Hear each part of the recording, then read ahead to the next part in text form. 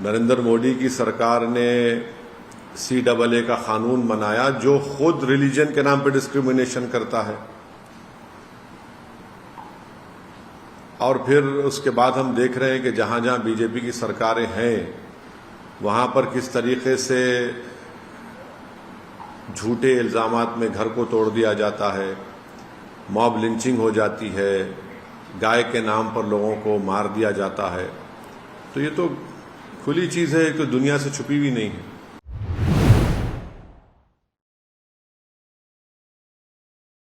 मणिपुर में क्या हो रहा है? 300 चर्चेस को जला दिया गया। जो ट्राइबल लोग क्रिश्चियन कम्युनिटी के हैं वो कम से कम 25-30 हजार डिस्प्लेस हो चुके हैं। अभी तक मणिपुर जल रहा है। अब तो राइट नाउ, ये तो हम अब की बात कर रहे हैं आपको मणिपुर की, तो वो डिस्क्रिमिनेशन की बेहतरीन मिसाल है मणिपुर। 1 महीने से आप उस वायलेंस को रोक ही नहीं पा रहे। आप इसलिए नहीं रोक पा रहे क्योंकि आपकी सरकार की वजह से वो वायलेंस शुरू हुआ, बीजेपी की सरकार की। आपने गैर जरूरी हिमाकत की, वहां पर भी आप अपने हिंदुत्व के एजेंडे को लागू करना चाह रहे थे। आप गैर जरूरी तौर पर वहां पर आप उन लोगों को ट्राइबल स्टेटस देना चाहते जिनका वो कभी ट्राइबल थे ही नहीं। आप बताइए कि कैसे बीजेपी की सरकार में हजारों एम्युनेशन कार्टेजेस लूटे जाते हैं, 4000-5000 के करीब हथियार लूटे जाते हैं पुलिस एकेडमी से। कैसे होता है सब बताइए? ये तो इनकी नाकामी है। आप आज ऑल पार्टी मीटिंग बुला रहे हैं, आप क्या होगा ऑल पार्टी मीटिंग में? हम तो उम्मीद कर रहे थे कि प्रधानमंत्री खुद मणिपुर जाएंगे, वहां पर जाकर वो उन लोगों को समझाएंगे, उन लोगों से अपील करेंगे। मगर सरकार उस पर ऐसा लग रहा है कि बिल्कुल सरकार के पास कोई वो ही नहीं है, कुछ आंसर ही नहीं उसके ऊपर। ना गवर्नेंस दिख रहा है वहां पर, कुछ गवर्नेंस नहीं दिख रहा वहां पर। मणिपुर को तो छोड़ दिया गया, बस जलता है जलने दो। मोदी सरकार सरासर नाकाम साबित हुई मणिपुर में। इतने दिन से कैसे जलता है मणिपुर बताइए आप? हैदराबाद को लोग आ गए हैं वहां से अपने घर बार छोड़कर।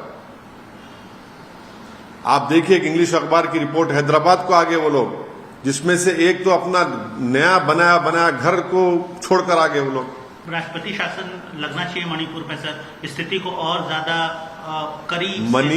मणिपुर में इस सरकार ने उसको उसके हाल पर छोड़ दिया, जलने दिया। आपकी जिम्मेदारी है, सरकार की जिम्मेदारी है, केंद्र सरकार की, मोदी सरकार की जिम्मेदारी थी उसको उस वायलेंस को रोके, वहां के ट्राइबल लोगों को आश्वासन दे कि भाई ऐसा कुछ नहीं होने वाला है आपसे। वहां पर जो क्रिश्चियन कम्युनिटी को टारगेट किया जा रहा है उसको रोके, जो चर्चेस को जलाया जा रहा है उसको रोके।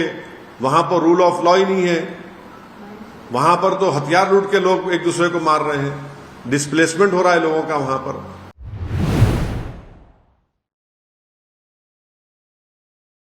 हमको तो उसमें बुलाया नहीं गया है।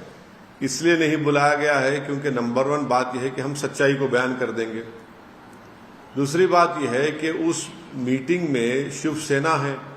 शिवसेना सेकुलर हो गई है क्या? उस मीटिंग में दिल्ली के मुख्यमंत्री हैं, उनकी पार्टी ने तो आर्टिकल 370 के निकालने को, जो मेरी नजर में कॉन्स्टिट्यूशनल ब्रीच था, उसका सपोर्ट किया बीजेपी को।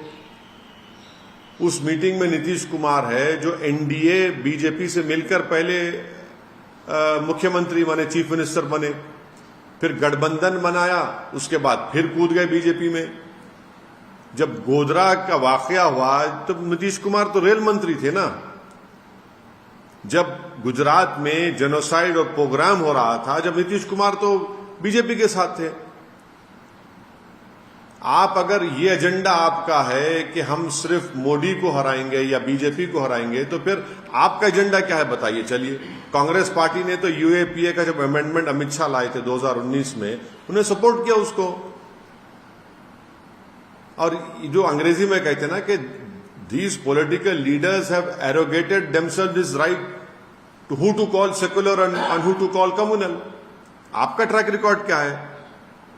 एनसीपी में अजीत पवार और देवेंद्र फडणवीस सुबह सुबह मुख्यमंत्री डिप्टी सीएम बन गए।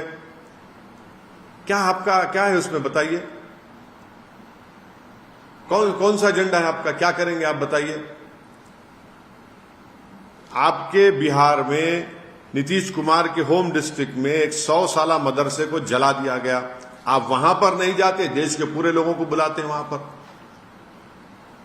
अपोजिशन लीडर्स को आप।